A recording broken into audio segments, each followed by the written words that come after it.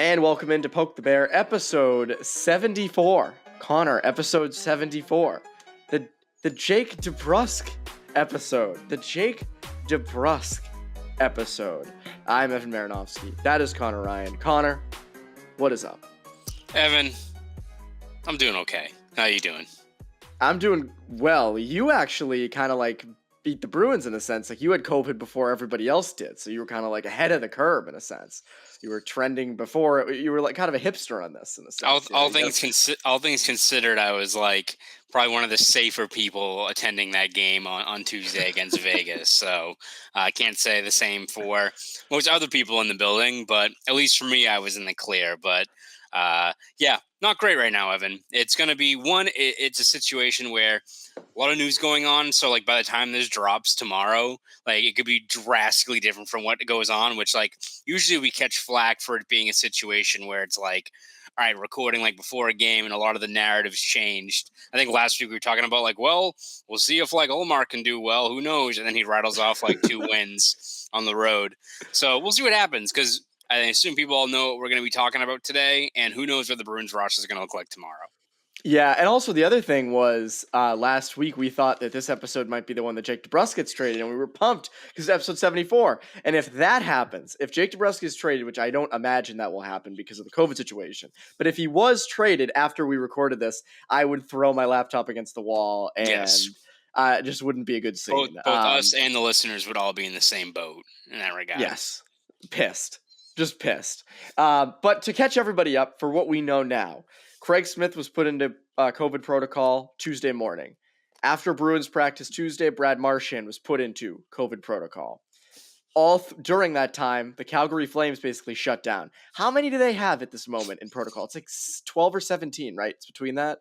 No, isn't it like over 20 now? It's because they announced a whole bunch on Wednesday with like, I think it was like 9 more players and like 7 total support staff. So I think it's like 20 plus total now, which is ridiculous.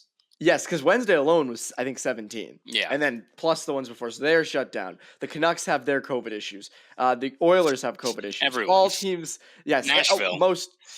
Most teams have COVID issues at this moment. The Islanders just had a ton of COVID issues. So I hate this. I hate this so much. And obviously, Wednesday morning, Patrice Bergeron went into COVID protocol. We're recording this at 4:15 on Wednesday. So, again, someone could go into COVID protocol after, and we just might have missed it. What are you going to do? Like, it's recorded before then. I just want to say, before we get in there and into everything, I don't want to talk about COVID.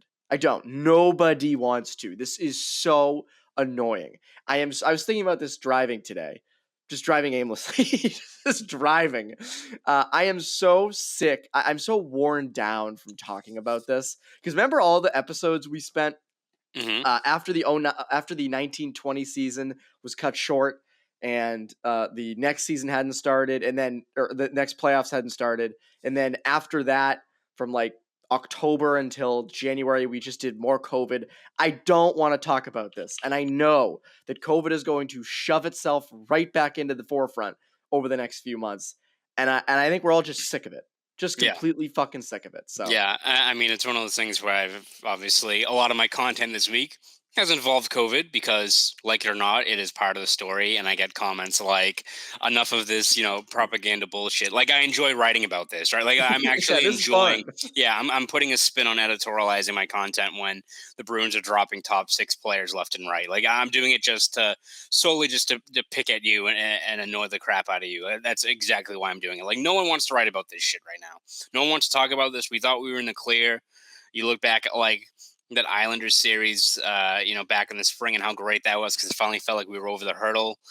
Everyone's sick of it. Like everyone, like it's disheartening. That's what Taylor Hall mentioned that, everyone's vaccinated, everyone's following protocols. You think you're over this, and now we're back at square one where for the Bruins, you're right now, at least barring any schedule changes, you're trudging ahead without 2/3 of your top line, and who knows what Thursday brings. It could be Pasternak. It could be a whole bunch of other guys. Like, I mean, Brad Marchand was out on the ice on Tuesday during morning skate and got put in protocol right after it. So who knows what happens? Like it's a shitty situation for everyone involved. Like I take no solace in writing about it, as does anyone else. No one wants to talk about this. No one wants to go into this holiday season worried about, variants and read about that or anything like that. Like no one wants to dwell on this, but it's a reality situation. And for the Bruins, it's staring you right in the face now, as is the case with pretty much every other team in the league right now. No, no one wants to talk about this. Nobody does. I like as you said, like this is we thought we were done with this, and it annoys me as you said to see people being like, oh, they shouldn't be testing or all these things. And it's just like I just want it. I want all of it gone. I just want to go back to hockey. It's where it's fun, and that's what I want to. I'd rather spend this episode, and we will spend some of this episode. By the way, it's not going to be all COVID, but there's still too much COVID in this. It is though, like the COVID episode. This is Yes. the return of yeah. Return of the COVID, Yeah. yes. I was about to tweet today. COVID finally went too far. It got Patrice Bergeron, but then I realized some people who were not Bruins fans might see that and be like, COVID killed like 1 million people, and I'll be like, I know, but you can't touch Patrice Bergeron on these things. I mean, come on. But yes, obviously these are huge losses I mean, 3 of your 6 in the top 6 are now in protocol. Smith and Marchand cannot play until I believe it's December 27th Yeah. or December 26th. Around December it's 27th would be their first game. So I think Bergeron is technically on that same timetable, I want to say. Math is hard, but I want to say he's back yeah. there around that same time. But barring any crazy changes, you're without at least, 3 of your guys in your top 6 for the next 5 games, which is great that the Bruins schedule after all those stop and starts and 4 or 5 days off. You get through all that. Now the schedule ramps up, and now you've got a COVID potential outbreak here. So everything that could go wrong has kind of gone wrong this season. So it's not exactly all that surprising, but it's very frustrating how the schedule is mapped out. And I'm sure we'll talk about the schedule a little bit later on in the show as well. Yes, that will also come up. Some Disney on Ice slander might come through. So if you have kids in Yes. the car, cover their ears. Yeah. Um, Sorry, Olaf. yeah, sorry. Getting roasted. I'll get to Disney on Ice later because I have a Disney on Ice story later in the show. But so the Bruins without Smith and Marchand played the Vegas Golden Knights Tuesday night, and it was about as bad a game as I've seen them play, I think, this year. I mean, that was a just colossal no-show. So the question is, how much of that is COVID? How much of that is you didn't show up? And I think it is both. I think ultimately it is you clearly missed Marchand and Smith, but you did nothing to make up for those losses. Yeah, no, I think it's one where you have to chalk it up to, as you said, a little bit of both. Of like, it's so funny how like the fan base, especially this year, whether it be through like reading comments or just like getting the pulse of people, how like up and down this team can be over the span of like a win or a loss. I mean, you go from like just this past weekend, like you get an overtime point against Vancouver, which all things considered, considering how they're playing right now, like you should maybe draw the silver linings out of it. And all of a sudden it's doom and gloom. We can't beat anyone. It's time to blow it up, trying to sell everyone. Like Mike Milbury's leading the charge to trade Bergeron, and then they beat Edmonton and Calgary on the road, and all of a sudden people are like, oh, you know what? They just need that second line center. We're good to go. Like it's flip-flopping back and forth. Now all of a sudden it's you lose to Vegas, get waxed by them, and all of a sudden it's back to blowing it all up. So, that being said, it was like the closest thing I can remember to a game like that. Maybe it wasn't as lopsided, but it was like that game where the Capitals absolutely obliterated the Bruins. What was it? They dropped 8 goals on them, and it's like right from the start, you're like, all right, this game's like just chalk it up as an L. Like That that's was how it opening felt. night of 2018-19. Oh no, the one where the Capitals, it was right before the Taylor Hall trade. Remember they got smoked. Oh yes, I do Where like remember this. that game was Yes. automatically over right away. Like it was like pretty much a scheduled loss, and then they traded for Hall right after it. Like that's what this one felt like, and maybe it wasn't as lopsided of a final score, but sure felt like it. I mean, they couldn't get much of anything generated in the offensive zone. Which, if there's one weakness right now with Vegas, it's their defense, and especially Robin Leonard is not playing that well, but didn't face a lot of high quality chances. And then Swayman wasn't great. Defense really let in some, had the got the puck behind them quite a bit and really labored. So all in all, like a really crappy loss. So I think it's one thing where you can draw both the fact that, they're dealing with COVID issues. They're dealing obviously without a guy like Marchand, who we've talked about before, is I think right up there as being a league MVP, which like his Hart Trophy candidacy is probably like validated with each game he misses because of how much they miss him out there. But um, you also have to look at it in terms of like weighing the situation of coming back from road trip playing Vegas, who has actually been playing pretty well. Like they're finally starting to heat up. I think they've averaged like 5 goals a game since the start of December, I want to say. So it was kind of a perfect storm of everything going haywire. Like we'll see what happens moving forward. Like is it time to like start the narrative of like blowing it up or missing the playoffs? Probably not yet, but still, I think you have to be cognizant of the fact that if they do play these games going forward, it's going to be some tough sledding ahead, right? Like you're going to have to ask a lot of Olmark or Swayman to kind of grind you through some of these games. Offense is probably going to be at a premium. You don't even know how the lineup's going to shake out, or if again they lose more guys. So um, all things considered, like the schedule coming up at least is a little bit lighter in terms of like they're facing the Islanders who are struggling. Montreal's in a rough spot. Ottawa, they dropped 8 goals against the Florida Panthers a few days ago, but still like they're still a rebuilding team. So it's not like you're going up against like a full gauntlet. But that being said, we've talked time and time again about how key both Bergeron and Marchand are to this team right now. So uh, they can still grind out points, but the product on the ice might be a little tough to watch over the next couple of days if they do play these games because you're really going to have to scrap together some offense, especially at 5-on-5 play.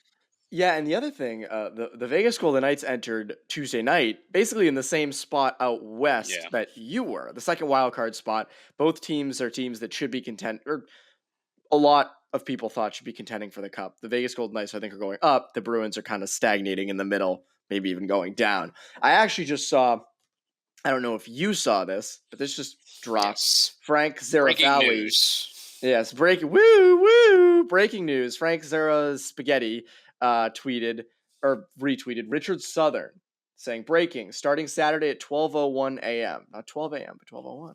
Ontario is introducing capacity limits of 50% for indoor entertainment venues, meeting and event spaces, sports venues with like indoor capacity greater than 1,000 people, as well as movie theaters and casinos.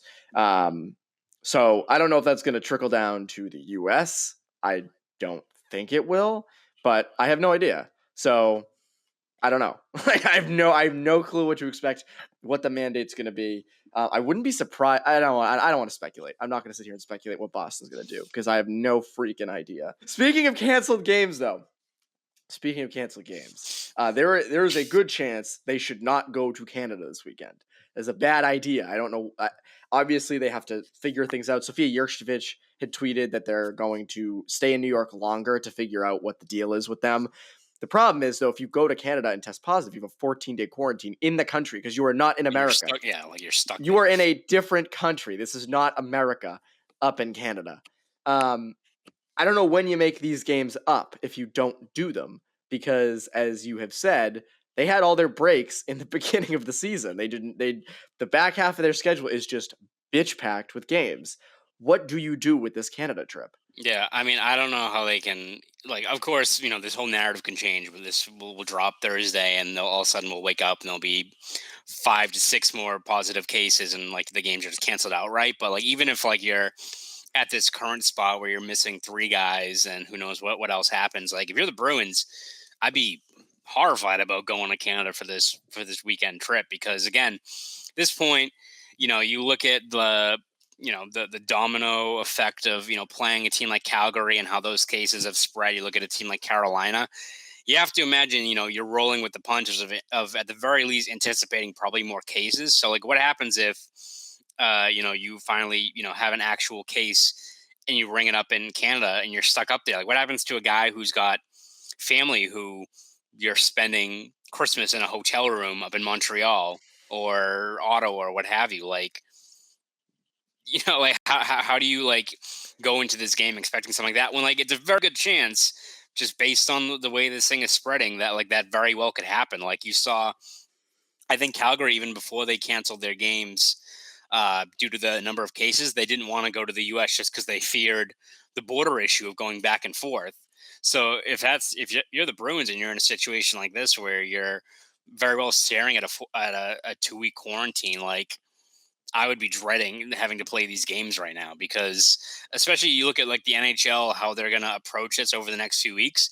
It's going to be just more testing, which considering the amount of cases that are spreading, is probably going to lead to more positive results. So, like, if you're a player up there, you have to be dreading, like, I can't imagine being any guy who, especially around this time of year, like, if we're in like the dog days of January, February, what have you, like, it still sucks. Like, I would not want to spend 2 weeks in a hotel room. But right around the holiday season too for that.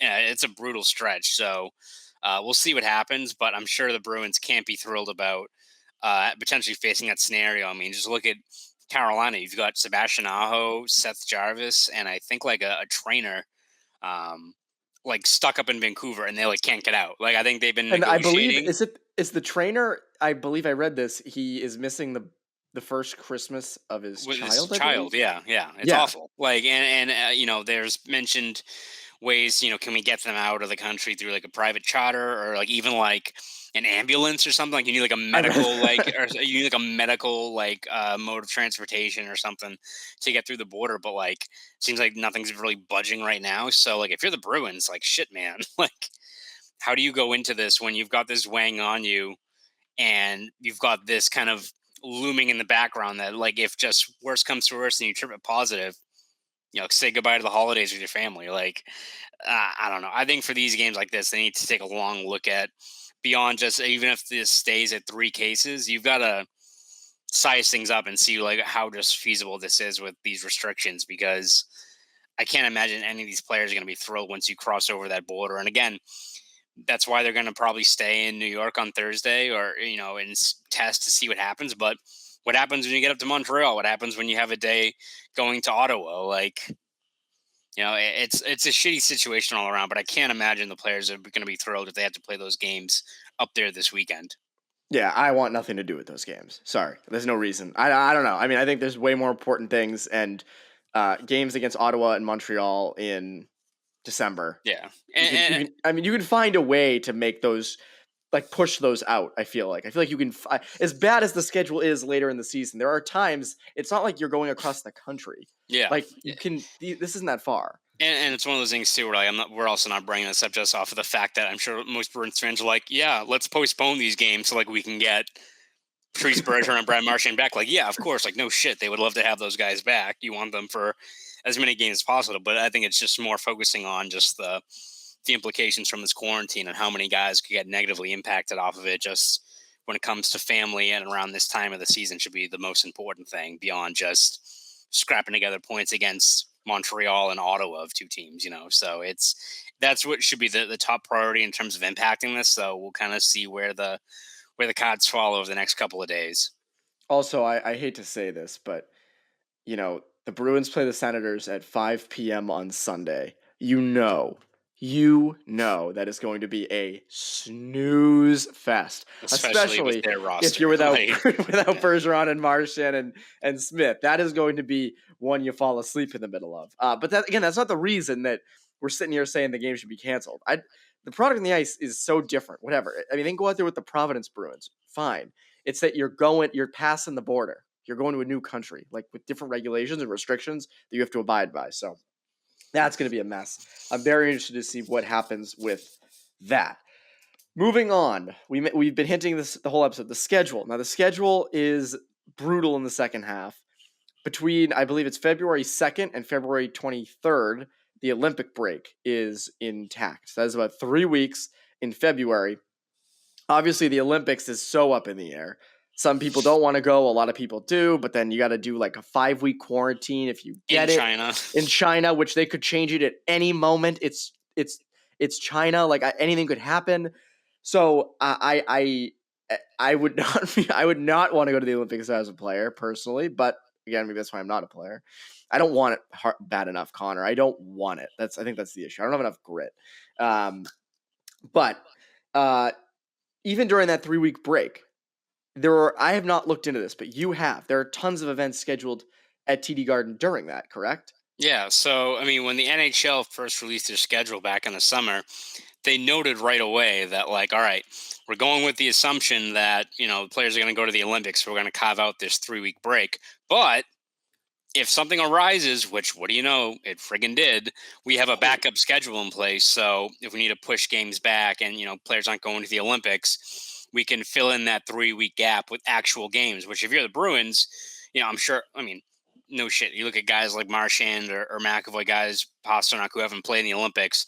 I'm sure would be devastating not to go. But from the team perspective, if you're able to fill in those gaps and kind of stretch out that crazy stretch of games down the stretch through the 3-week span, all of a sudden it's a lot more manageable. Because right now they're sprinting literally to the finish line to then get into the playoffs to start the grind of an actual cup run if they get there. So if you wanted to find a silver lining out of missing the Olympics, it'd be all right. Like, well, the NHL announced back in the summer, set aside that time. If we don't go to the Olympics, we will fill in those gaps, and the schedule will be more manageable. Great.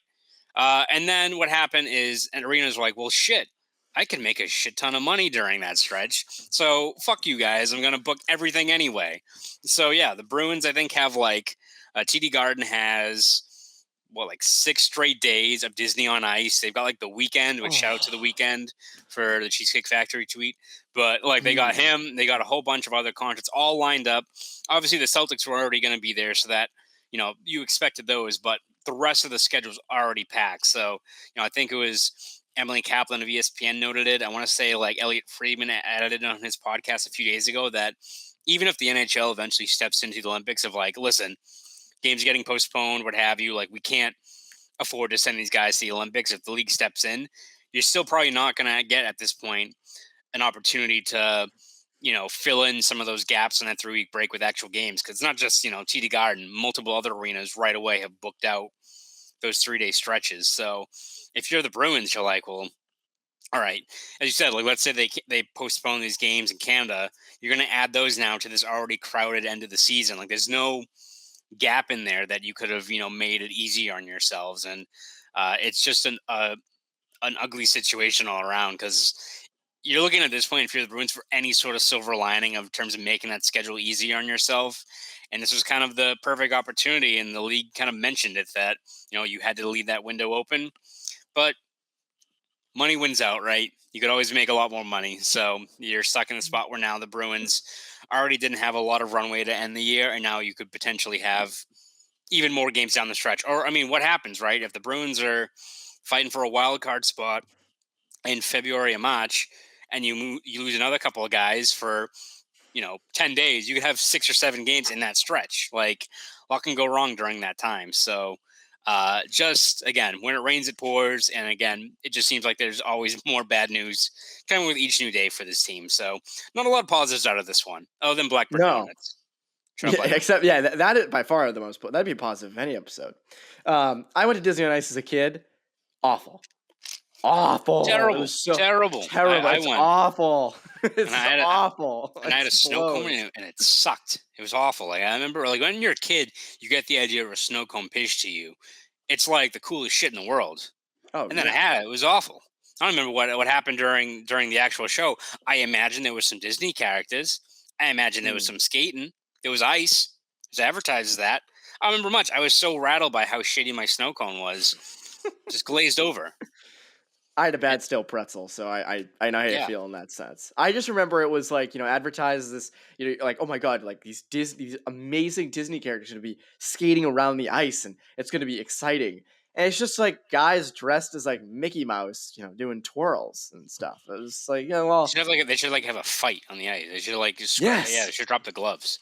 Yeah, like blow guns. yeah, like I mean, you got like Woody. Woody's strapped up, right? Yeah, dude's ready for battle. Yeah, get him going. I mean, geez, he's a sheriff. I mean, there's glass around the ice. Just make it bulletproof. But anyways, I think the schedule. There's no silver lining. There's nothing there that like you can't find a time where it's like, that you can go up to Ottawa and play these games. You can go to Montreal to play this game. I have no idea. And I also saw mention that there's talk of putting the Olympics for hockey in like Seattle, because I don't believe climate change arena or climate change arena, whatever. You're far from the first one. Well, Bettman, yes, notoriously did that. That was who did it. Climate Pledge Arena. I don't think there's anything scheduled during the Olympic breaks. They're saying have everyone go to Seattle and do it there, which I guess you could do. Maybe the Bruins play their games this is crazy, but at different spots. So obviously not in Boston. Do you remember? Do you remember when things were so dull around here in COVID times in the winter last year that the idea was like they said, Dude, "Oh, the Bruins have let's talked about Fenway." there was that too. I'm like, you know what they should do? They should bring back up to Manch Vegas. Remember then that was a storyline for Yes, like a yes. week that they were going to go to Manchester. Just bring it up to Manch Vegas. It'll be fine. Yes, yes. But there was Fenway, but I'm saying like if you played a home game at like Ottawa during the Yeah. Olympic break. Let's say I don't know how you would do it, but like well actually the Bruins are away for it anyway. But just other games in Yeah. general. So I don't know. It makes no sense to me. I don't know how this is gonna play itself out. Again, this is such an evolving story and issue that again, like as we said, by the time this drops, could be in a completely different spot. New players, they could officially cancel. They might not cancel. It just sucks that we have to talk about it. It does. I'm sorry. It's so draining, and it's no fun for anyone to have to talk about this or listen or read about this. But it's very newsworthy right now, and that's unfortunate. We couldn't even get to the David Backus comments. Did you see those? David Backus thing, and I know we weren't going to talk about it, but also there was the Bruce Cassidy radio thing, which I guess you know what, it's people talking about it right now, so we'll touch on it briefly. Okay, we'll end on a fun note. Yeah, we'll end on a fun Fun about note. this. I don't put much stock into stuff that comes out of uh, a show like that when you're not getting much of anything from it. I think you've seen a lot of Bruins people already kind of knock it down in terms of just how credible it is. And again, like there's plenty of dynamics going on in the room that we don't know about, but still, like I don't know how you're gonna get much of a headline out of a spot like this where a player calls out a coach calls out a player or a player calls out a coach or those things that go on behind closed doors. But beyond even the fact that that stuff happens in any locker room, I don't put a lot of validity or stuff into it. That's why That's why we didn't make it a big storyline in our show today. I'm not going to put much stock into it. And the more you talk about it, the more it draws exactly what you get out of dropping a story like that. So I think probably Yes. that's how we should wrap this one up. Yes. No, I was looking at the quote tweets of the tweet because they tagged We'll see like what Doug it's like Emhoff says. yeah.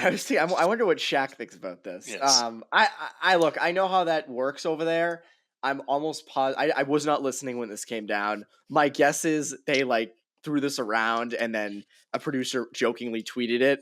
That would be my guess. I don't put any stock into this. But I was looking at the quote tweets because obviously it got quote tweeted a lot more than it got retweeted. And someone replied, "ETD would have had a goddamn field day with this nonsense." Yes. And I was like, "Yes, he definitely would have." It was also David Backus comments he Yes. made on was it the Cam? It was With Andy Strickland, right?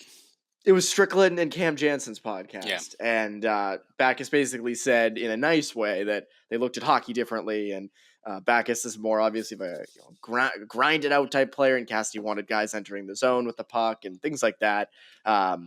Which I don't know if there's a lot there. Backus is gone now. Like Also, obviously like that far from surprising. Of course, like I mean, David Backus is a competitive athlete. Like I'm sure he's still chafed over the fact he didn't play in Game 7 of the Cup final against his former team. Like, of course, like that's yeah.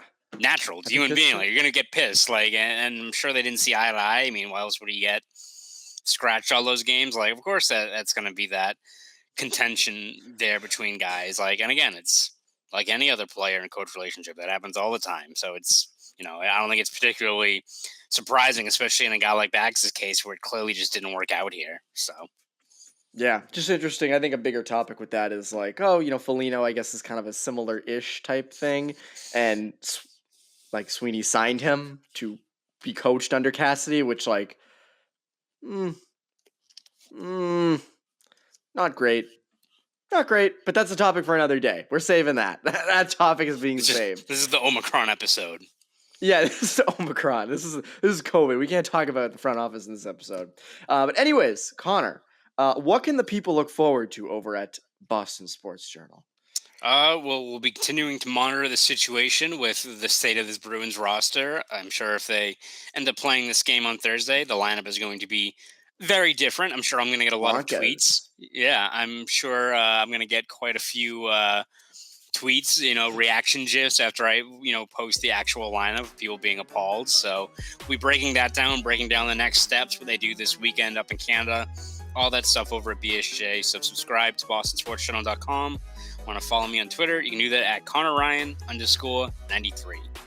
Go do all that. That's Conor Ryan. I'm Evan Marinofsky. You poke the bear, listeners. Have a great rest.